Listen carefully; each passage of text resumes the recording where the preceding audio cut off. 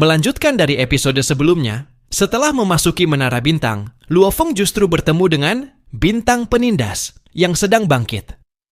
Saat para penguasa alam semesta sedang bertarung hebat memperebutkannya, Luo Feng tiba-tiba terseret ke dalam ruang misterius. Di tempat itu, ia bertemu dengan Puti, seorang penguasa alam semesta sekaligus penjaga Menara Bintang dan murid dari sang guru duduk di gunung. Salah satu makhluk terkuat di alam semesta. Tugas Puti hanyalah satu, yaitu menuntun Luo Feng agar berhasil mengakui kepemilikan Menara Bintang. Namun, syarat untuk menjadi tuan Menara Bintang sangatlah keras.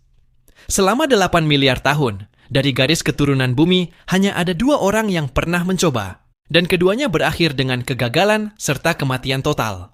Kini, Luo Feng adalah orang ketiga yang mencoba menaklukkan menara tersebut. Jika ia berhasil, Luo Feng bukan hanya akan menjadi pemilik sah Menara Bintang, salah satu harta puncak semesta, tetapi juga akan diterima sebagai murid pribadi sang guru duduk di gunung. Namun bila gagal, ia akan menyusul 2 pendahulunya, menuju kehancuran abadi. Saat upacara pengakuan tuan dimulai, seluruh aula mulai bergetar. Puti menatap Luo Feng dengan harapan terakhirnya. Ia tahu, hanya Luo Feng yang mungkin mampu menaklukkan ujian ini. Luo Feng pun sadar, ini adalah titik balik nasibnya. Bila gagal, ia akan mati. Dan meskipun nanti kota kekacauan bisa membangkitkannya, rahasia 9 tingkatan miliknya akan hilang selamanya. Tapi bila berhasil, ia akan menapaki jalan menuju puncak alam semesta. Dengan tekad mutlak, Luo Feng pun menghadapi ujian tersebut. Begitu proses pengakuan dimulai, rasa sakit yang tak terbayangkan meledak dari seluruh tubuh, menyusup ke inti jiwanya. Puti hanya bisa diam menyaksikan, berharap sang calon ketiga ini mampu menciptakan keajaiban. Sementara itu, di tempat lain di alam semesta, sang guru duduk di gunung, pencipta Menara Bintang, leluhur garis bumi, sekaligus pembentuk ras dewa api, merasakan getaran dari menaranya. Ia tahu Luo Feng sedang menjalani ujian pengakuan tuan. Tatapannya pun dipenuhi harapan. Luo Feng sudah lama terbiasa dengan rasa sakit. Ia teringat ribuan tahun perjalanan kultivasinya, terutama saat berada di dunia darah Luo. Saat itu, ketika pertama kali menggabungkan kristal darah Luo, rasa sakitnya hampir membuatnya gila. Namun, dari berbagai penderitaan di ambang kehancuran, itulah kehendaknya ditempa menjadi baja. Awalnya, ia mengira bisa menahan rasa sakit kali ini. Tapi kali ini berbeda. Prosesnya adalah fusi langsung dengan inti Menara Bintang, kristal jiwa, yang bekerja pada kedalaman jiwa paling dalam. Di hadapan penderitaan seperti ini, semua teknik, semua pemahaman, semua kekuatan jiwa sama sekali tidak berguna. Satu-satunya yang bisa diandalkan hanyalah kemurnian tekad. Prosesnya sangat lambat dan menyiksa. Rasa sakit meningkat dari tahun ke tahun. 1 tahun, 10 tahun, 30 tahun. Hingga 60 tahun berlalu. Selama itu, Luo Feng menunjukkan keteguhan yang luar biasa. Ia tidak hanya menahan rasa sakit, tetapi juga sempat meneliti patung binatang ilahi, memahami hukum alam, bahkan masuk ke alam semesta virtual untuk bertemu keluarganya. Namun, ketika memasuki tahun ke-61, ia mulai merasa bahaya. Rasa sakit meningkat lebih cepat dari dugaan. Dengan tren ini, ia ragu bisa bertahan hingga 3.000 tahun lamanya. Waktu penuh yang dibutuhkan untuk menyelesaikan warisan. Bayangan kematian mulai muncul, tapi ia menyingkirkannya. Ia harus hidup, harus berhasil, demi garis keturunan bumi. Satu-satunya cara untuk bertahan hanyalah menajamkan hatinya, memusatkan seluruh kesadaran pada jalan binatang ilahi. Meski rasa sakit terus menghantam, Luo Feng bertekad untuk menjaga pikirannya tetap murni dan tak tergoyahkan. Awalnya, bahkan Luo Feng hampir kehilangan kendali. Namun seiring waktu, di tengah kesendirian dan penderitaan yang tiada akhir, jiwanya mulai bersinar. Ia melupakan rasa takut, melupakan kematian, dan seluruh kesadarannya tenggelam dalam pemahaman mendalam akan jalan binatang ilahi. Selama waktu itu, guru kota kekacauan, yang sudah ratusan tahun sibuk dengan urusan lain, tiba-tiba teringat muridnya. Ia mencoba memanggil Luo Feng melalui alam semesta virtual, tetapi gagal. Luo Feng telah menonaktifkan koneksi. Setelah diselidiki, Guru kekacauan mengetahui bahwa Luo Feng terakhir terlihat di Menara Bintang. Namun, ia tidak tahu. Murid kesayangannya kini sedang berjuang antara hidup dan mati.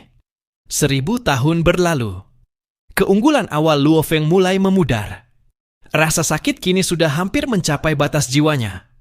Jika ini terus berlanjut, ia mungkin hanya bisa bertahan 2000 tahun sebelum kehancuran total. Namun, dalam penderitaan yang tak berujung itu, Luo Feng justru memperoleh sesuatu yang tak terduga. Pemahamannya terhadap jalan binatang ilahi mencapai terobosan besar. Sayangnya, pemahaman itu tidak bisa langsung membantu proses pengakuan Tuhan ini. Waktu terus berjalan. 1600 tahun, 1800 tahun. Rasa sakit di jiwanya telah jauh melampaui batas manusia. Tapi Luo Feng tetap duduk diam, tenggelam dalam penelitian dan pemahaman hukum. Sama sekali tak menyadari bahwa dirinya telah hampir mencapai titik kritis antara hidup dan mati. Seiring berjalannya waktu, kristal jiwa dan jiwa Luo Feng semakin menyatu. Tahun demi tahun berlalu begitu cepat. Sudah 2600 tahun sejak awal ujian. Di dalam aula besar Menara Bintang, penguasa alam semesta putih terus memperhatikan Luo Feng dalam diam. Kini, tubuh Luo Feng sudah dipenuhi keringat bercampur darah. Seluruh badannya bergetar hebat karena rasa sakit yang melampaui batas manusia. Memasuki tahun ke-2800, rasa sakit mencapai puncak dan mulai mengganggu kesadarannya dalam meneliti jalan binatang ilahi. Namun, Luo Feng menahan gangguan itu dengan tekad yang tulus dan murni. Setiap kali berhasil menekan rasa sakit, batinnya menjadi lebih stabil, kehendaknya semakin kuat, dan jiwanya ditempa menjadi lebih tajam. Ia terus bertahan. 3200 tahun pun berlalu. Rasa sakit yang tak henti-hentinya menindas jiwanya seolah menjadi palu abadi yang menumbuk kehendaknya, memadatkannya seperti kristal berlian. Hingga suatu saat, ketika rasa sakit mencapai titik tertinggi dan pikirannya hampir runtuh, Luo Feng berteriak di dalam hatinya, "Jangan ganggu aku!" Teriakan itu membuat kesadarannya meledak, mengalami perubahan yang luar biasa. Seolah kristal di dalam jiwanya terkompresi menjadi inti atom, menghasilkan lompatan kekuatan kehendak yang menembus batas manusia. Perubahan itu bahkan membuat Putih terkejut. Namun, ujian belum selesai. Fusi kristal jiwa masih terus berlangsung, dan rasa sakitnya seakan tak pernah berhenti meningkat. Waktu pun terus berjalan. Hampir 2000 tahun lagi berlalu, dan ketika waktu mencapai 4900 tahun, Luo Feng kembali mendekati batas kemampuannya. Putih mulai merasa cemas dan takjub. Dalam sejarah alam semesta, tidak pernah ada calon tuan Menara Bintang yang bisa bertahan selama ini. Tak seorang pun tahu berapa lama ujian pengakuan ini sebenarnya berlangsung. Putih pun mulai khawatir. Bila Luo Feng gagal, entah berapa juta tahun lagi, garis keturunan bumi akan melahirkan calon berikutnya. Tahun ke-5000 pun tiba. Bagi Putih, angka itu sendiri sudah mengguncang hatinya. 2 calon sebelumnya, satu gugur di tahun kedua, 1600, dan yang satu lagi di tahun ketiga, 1300. Tapi Luo Feng telah bertahan hingga 5000 tahun, dan ujian masih belum selesai. Sementara itu, di alam semesta virtual, keluarga Luo Feng mengalami badai emosi besar. Selama 6000 tahun, Xu Xin, istrinya, telah mengurus keluarga besar dan mengelola perusahaan dengan ketenangan luar biasa. Namun, di balik matanya yang lembut, selalu tersembunyi kekhawatiran yang tak pernah padam. Hingga suatu hari, sebuah pesan panjang dari Luo Feng akhirnya tiba. Awalnya Xu Xin membaca dengan senyum penuh haru, menikmati setiap kenangan manis yang ditulis suaminya. Tapi tak lama, ekspresinya membeku. Kata-kata di surat itu perlahan mengungkap firasat buruk. Pesan itu adalah surat wasiat, dikirim otomatis sesuai pengaturan Luo Feng, 6000 tahun setelah ujian dimulai. Luo Feng menulisnya di awal pengakuan Tuan, memperkirakan ujian ini tak akan lebih dari 4000 tahun, mengikuti 2 calon sebelumnya. Ia takut jika gagal dan jatuh, guru kota kekacauan baru akan menyadarinya setelah waktu yang sangat lama, dan saat itu keluarganya mungkin sudah tiada.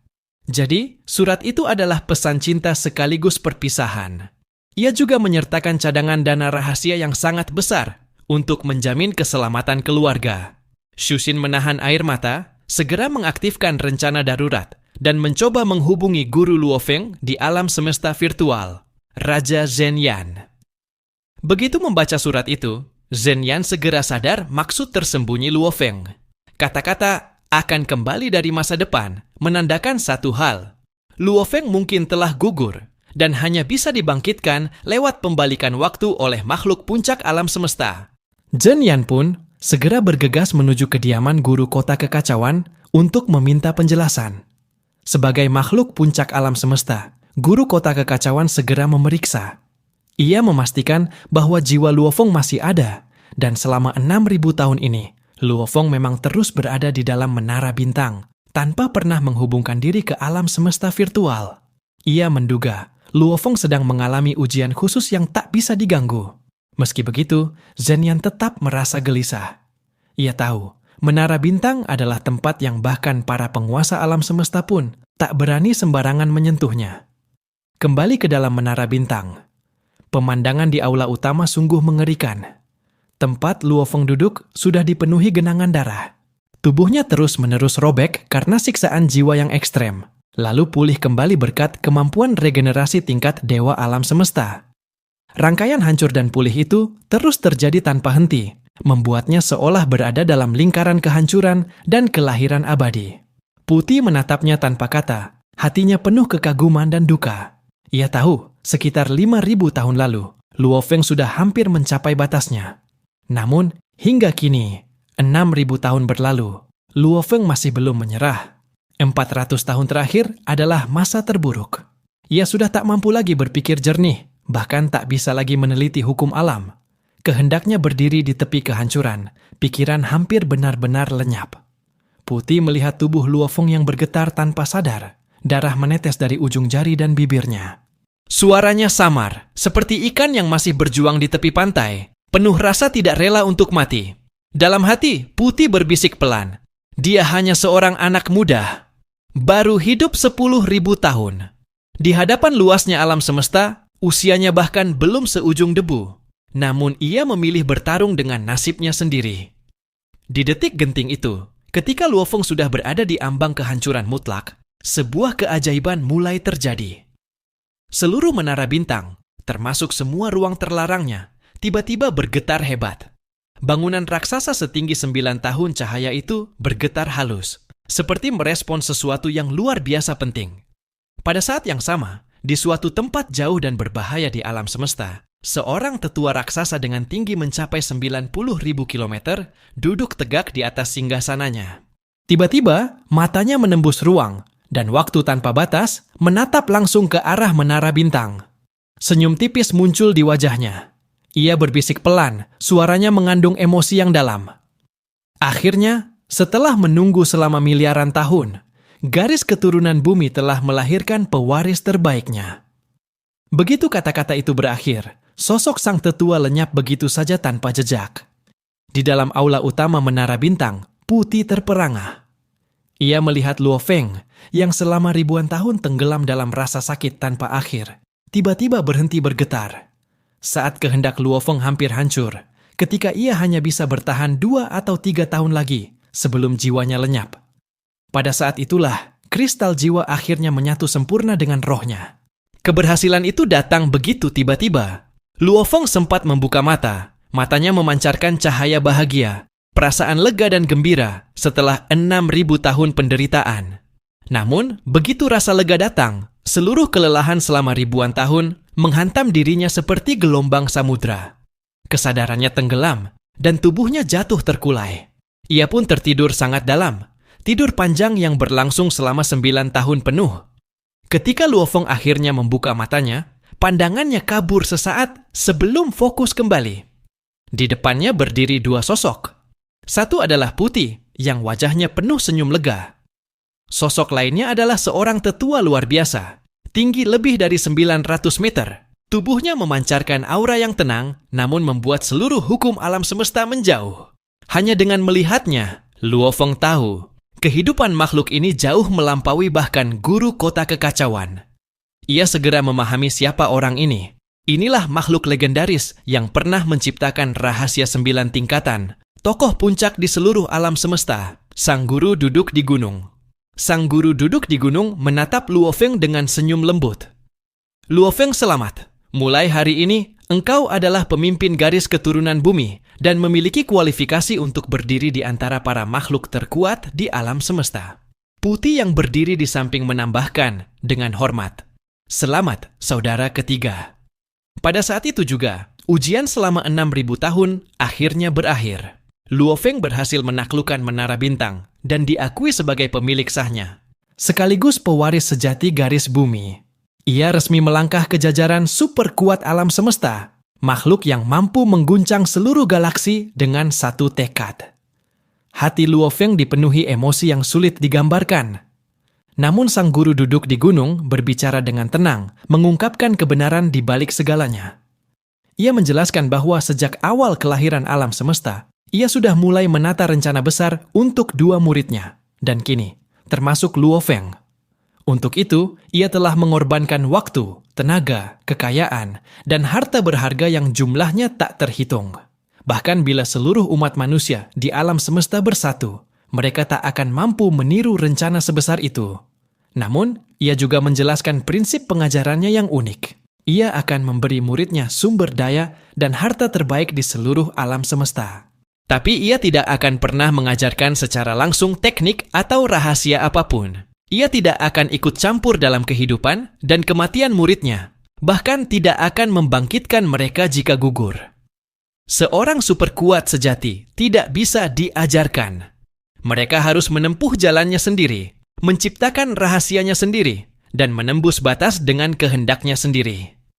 Luo Feng menunduk dalam-dalam, menerima dengan rasa hormat dan tekad yang dalam. Sang guru duduk di gunung, kemudian menjelaskan bahwa ia telah menyiapkan 2 harta agung bagi Luo Feng. Pertama adalah Menara Bintang itu sendiri. Salah satu harta puncak semesta terkuat yang pernah ada, jauh melebihi apa yang diberikan pada murid keduanya. Kedua adalah baju pusaka Zirah Bencana, Jie-Jia, yang kini masih dijaga oleh saudara keduanya. Luo Feng terkejut ketika mendengar penjelasan bahwa semua bentuk zirah yang pernah ia gunakan, mulai dari zirah prajurit, zirah komandan, zirah raja, hingga zirah kaisar, ternyata semuanya hanyalah turunan dari baju pusaka Zirah Bencana ini. Zirah Bencana sendiri adalah harta yang bisa membuat para penguasa alam semesta menjadi gila karena kekuatannya.